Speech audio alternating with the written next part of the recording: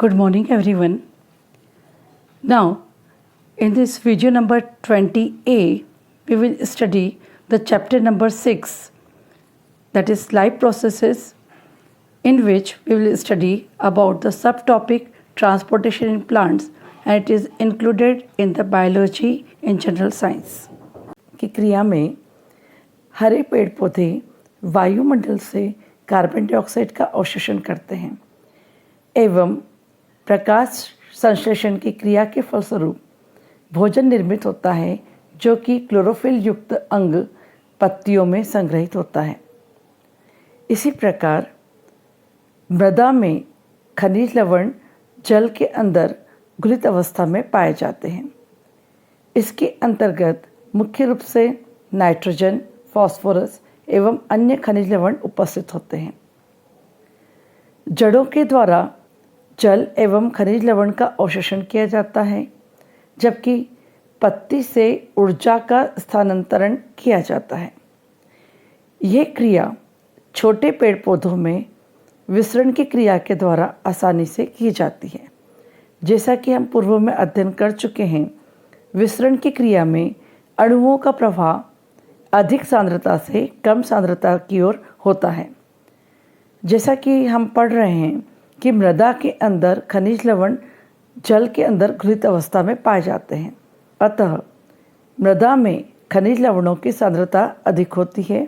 इसलिए मृदा से जड़ के द्वारा खनिज लवण पौधों के अन्य भागों में स्थानांतरित होते हैं। इसी प्रकार प्रकाश संश्लेषण की क्रिया, जो कि क्लोरोफिल युक्त अंग पत्तियों में होती है, और इस क्रिया के फलस्वरूप बने भोज्य पदार्थों का निर्माण होता है, तो पत्तियों में भोज्य पदार्थ की सांद्रता अधिक होती है। इसलिए यहाँ से यानी पत्तियों से पौधे के अन्य अंगों तक भोज्य पदार्थों का परिवहन विसरण की क्रिया के द्वारा आसानी से किया जा सकता है। जबकि अधिक ऊंचाई वाले वृक्षों के अंदर स्वतंत्र संगठित चालन नलिकाएं पाई जाती हैं। ये दो प्रकार की होती हैं। पहली है जाइलम, दूसरा है फ्लोएम। जाइलम के द्वारा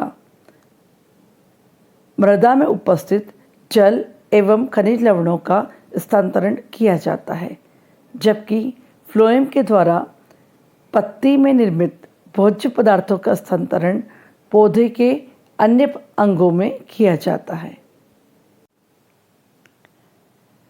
In the case of tall plants, that is in the trees, there is an independent conducting tubes or tissues are present. These are of two types. First is the xylem and the second is the phloem. Xylem help in the conduction of water and mineral from the soil to the different body parts of the plant, and phloem help in the conduction of the food from leaves to the other parts of body of the plant. अब हम video number 20A में जीव विज्ञान के अंतर्गत अध्याय 6 के जैव प्रक्रम में पादपों में परिवहन का अध्ययन करेंगे। सम्मिलित किया गया है।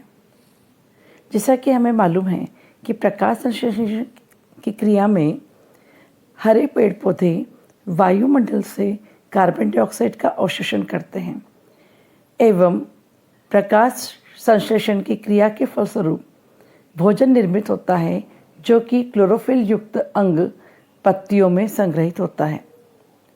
इसी प्रकार मृदा में खनिज लवण जल के अंदर घुलित अवस्था में पाए जाते हैं। इसके अंतर्गत मुख्य रूप से नाइट्रोजन, फास्फोरस एवं अन्य खनिज लवण उपस्थित होते हैं।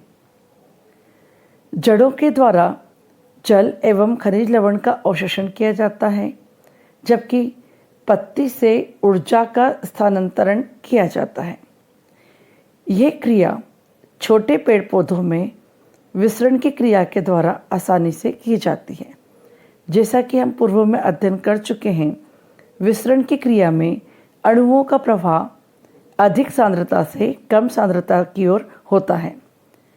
जैसा कि हम पढ़ रहे हैं कि मृदा के अंदर खनिज लवण जल के अंदर घुलित अवस्था में पाए जाते हैं, अतः मृदा में खनिज लवणों की सांद्रता अधिक होती है, इसलिए मृदा से जड़ के द्वारा खनिज लवण पौधों के अन्य भागों में स्थानांतरित होते हैं।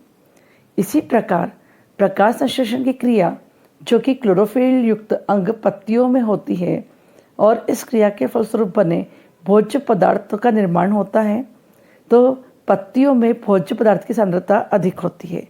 इसलिए यहाँ से यानी पत्तियों से पौधे के अन्य अंगों तक भोज्य पदार्थों का परिवहन विसरण की क्रिया के द्वारा आसानी से किया जा सकता है। जबकि अधिक ऊंचाई वाले वृक्षों के अंदर स्वतंत्र संगठित चालन नलिकाएं पाई जाती हैं। ये दो प्रकार की होती हैं। पहली है जाइलम, दूसरा है फ्लोएम। जाइलम के द्वारा